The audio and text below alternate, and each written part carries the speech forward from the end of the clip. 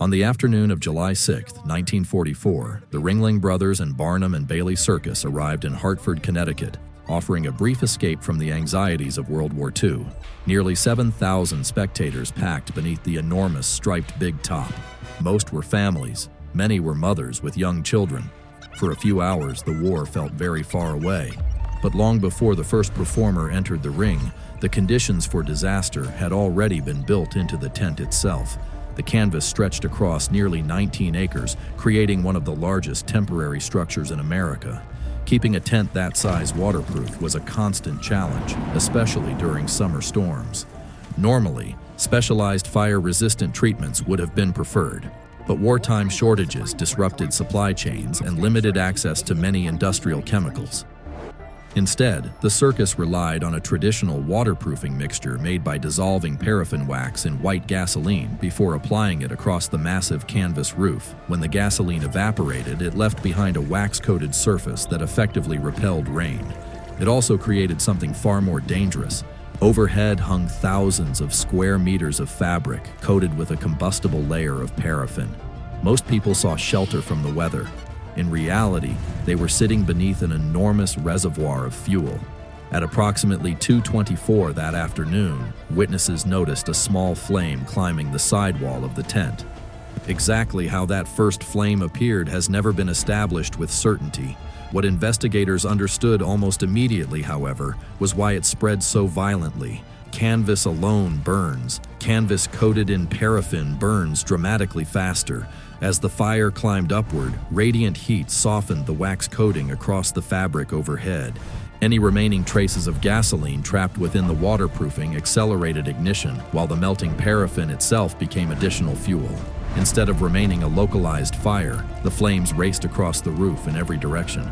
The heated wax dripped downward as burning liquid, carrying fire from the ceiling directly toward the crowd below.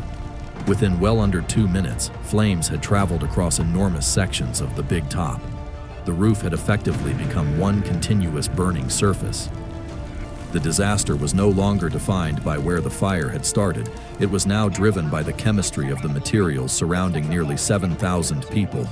Fire alone did not cause the scale of the tragedy. The architecture of the circus transformed a fast-moving blaze into a mass casualty event. Temporary venues depend on one principle above all others. People must be able to leave faster than danger can spread. That principle failed almost immediately. Animal chutes occupied portions of major exit routes. Equipment and circus infrastructure narrowed pathways that appeared much wider during normal operation. Rows of lightweight folding chairs shifted, overturned, and tangled together as frightened spectators tried to run. Wooden bleachers became additional fuel as flames spread through the structure. Thousands of people instinctively rushed toward familiar entrances. Instead of dispersing evenly, enormous crowds converged on only a handful of partially obstructed exits. Every second increased pressure inside those bottlenecks. Parents searched desperately for children. Children became separated from families. People stumbled over collapsing chairs and one another. The fire continued accelerating overhead while the available escape routes grew progressively smaller. The disaster had entered the deadly physics of crowd dynamics. The circus tent depended on an intricate network of ropes, poles, and tension to remain standing. That system had never been designed to survive an intense fire. As flames consumed the supporting ropes, the structural balance holding the giant canopy together rapidly disappeared. The roof did not simply burn, it began collapsing. Huge sections of flaming canvas folded inward and dropped toward the audience. Escape paths disappeared beneath burning fabric. Areas that had remained open seconds earlier became completely blocked. People who had almost reached safety suddenly found themselves trapped beneath collapsing sections of the tent.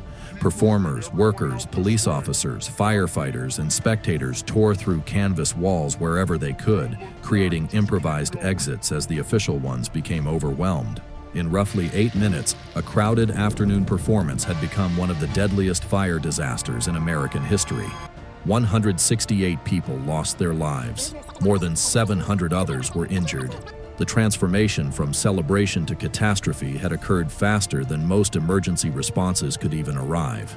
The investigation that followed extended far beyond determining how the fire spread. Authorities also wanted to know why so many people had been unable to escape.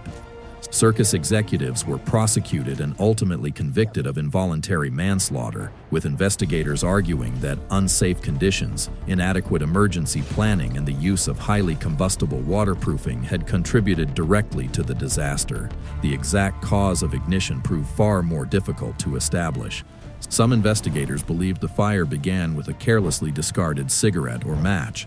Others suspected deliberate arson. Decades later, a man named Robert Sajee confessed to setting the fire, although questions surrounding the reliability of that confession have never been fully resolved, leaving historians divided. Another mystery endured even longer. One young victim remained unidentified for decades, known only as Little Miss 1565. Her photograph became one of the most haunting symbols of the disaster until advances in forensic genealogy and historical research finally restored her identity to history many years later. The Hartford Circus fire permanently changed how engineers, regulators, and public safety officials evaluate temporary structures.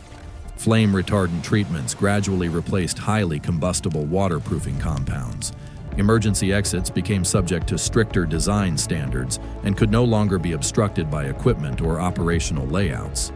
Audience capacities, evacuation planning, and fire inspections became far more rigorous for tents and temporary venues across the United States.